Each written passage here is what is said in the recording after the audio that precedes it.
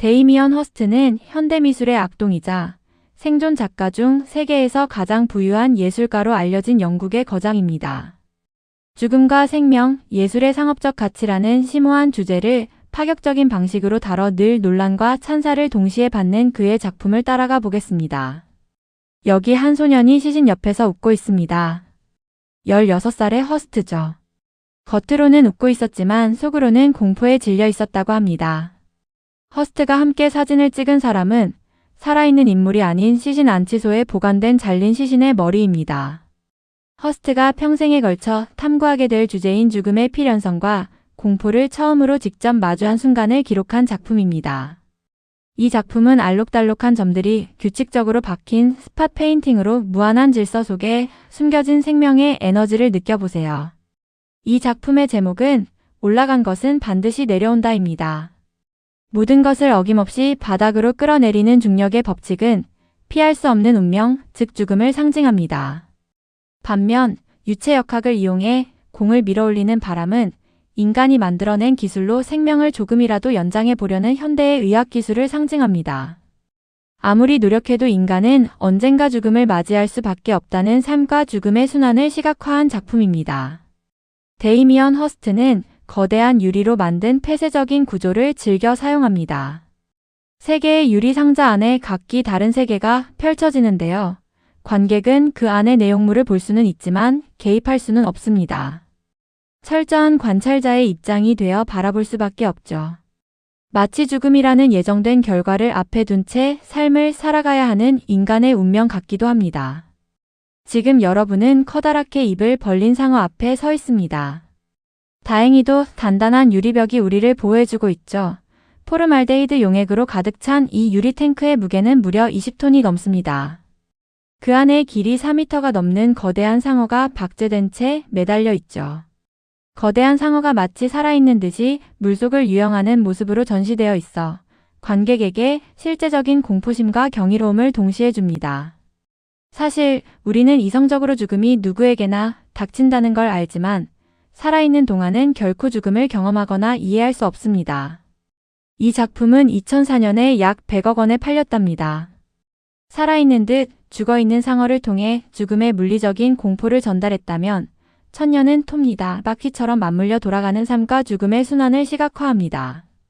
상자 안을 자세히 들여다보시겠어요? 유리벽으로 두 개의 구역이 나뉘어 있는데 한쪽에는 죽은 소의 머리가 놓여 있습니다. 흥건하게 흘러나온 핏자국도 선명하죠. 반대편에 배치된 흰색 상자에서는 구더기들이 파리로 부화합니다. 가운데 설치된 유리벽에는 구멍이 여러 군데 뚫려 있어서 부화한 파리들은 이 구멍을 통해 반대편으로 향할 수 있습니다. 그곳에 놓인 죽은 소의 머리는 파리들에겐 생존을 위한 양분입니다. 그런데 바로 위를 보시면 보라색 빛을 뿜어내는 전기 살충기가 매달려 있습니다. 배를 채운 파리들이 빛에 이끌려 날아오르는 순간 이 살충기에 걸려 죽음을 맞이하도록 설계된 것이죠. 생명의 시작과 생존을 향한 본능, 그리고 허망하고 무작위적 죽음이 실시간으로 반복되는 모습을 통해 허스트는 삶과 죽음의 순환이라는 자연의 섭리가 사실상 얼마나 냉혹하고 잔인한 것인지 보여줍니다. 폐암으로 투병하다 돌아가신 친할머니의 실제 약들을 진열장에 모아둔 작품입니다. 허스트는 할머니가 남긴 수많은 약상자를 통해 인간이 아무리 의학의 힘을 빌어 생명을 연장하려 해도 결국 죽음이라는 운명을 피할 수 없음을 보여줍니다. 수천 개의 실제 알약을 일정한 간격으로 배치한 대형 설치물입니다. 멀리서 보면 화려한 색감의 추상적인 모자이크 회화처럼 보이지만 가까이서 보면 각기 다른 형태와 색상의 알약들이 빼곡히 박혀 있는 것을 확인할 수 있습니다.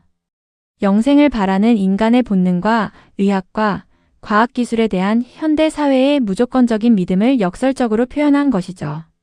희생제물은 제목에서부터 종교적인 제의를 연상시키는데요.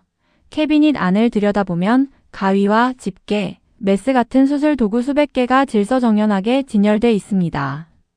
과거의 인류가 신의 재단에 동물을 바쳤다면 현대인은 의학이라는 새로운 신 앞에 자신의 몸을 온전히 맡기며 생명 연장을 갈구한다는 걸 상징하는 걸까요?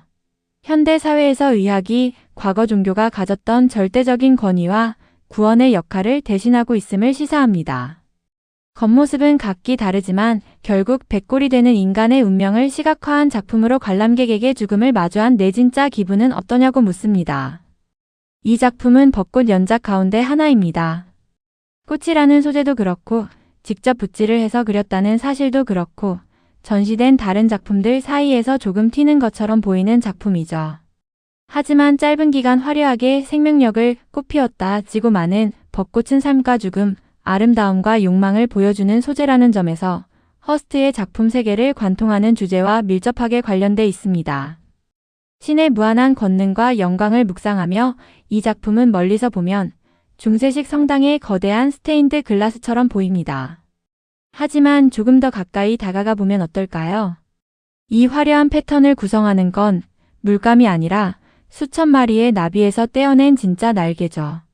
죽음을 전제로 한 아름다움이라는 잔혹한 역설을 마주하게 되는 것이죠. 죽은 뒤에도 여전히 살아있는 것처럼 빛나는 나비를 통해 허스트는 인간의 죽음 이후에도 남겨지는 미적, 정신적 가치를 탐구해 나갑니다. 이 작품은 2007년 처음 공개된 이래 허스트의 대표작이자 21세기 시각문화의 강력한 아이콘으로 자리 잡았습니다.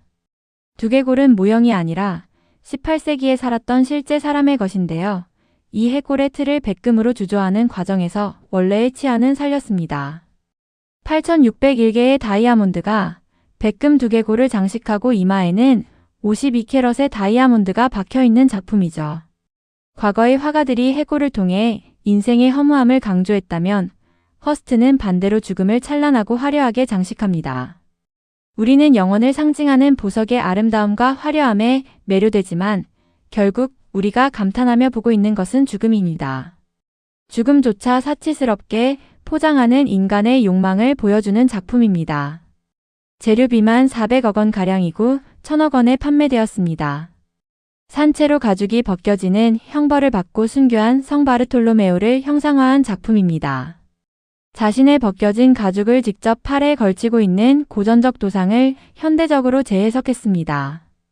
피부 밑에 그대로 노출된 근육과 인대, 혈관을 볼 수 있죠.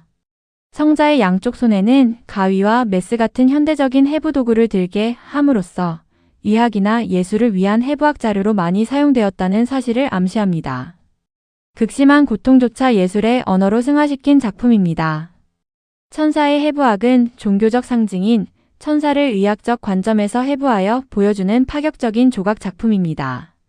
신성하고 영원해 보이는 천사도 결국 인간과 같은 신체 구조를 가진 유한한 존재임을 드러내며 신성한 것에 대한 맹신의 질문을 던지는 작품입니다.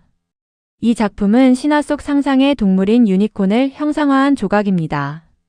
고전적인 좌대 위에 순백의 유니콘은 숭고한 아름다움을 보여주고 있죠. 하지만 반대편으로 돌아가면 전혀 다른 모습이 보입니다. 피부가 제거돼 몸의 내부가 드러나 있고 붉은 근육 조직과 혈관도 선명하게 노출돼 있습니다.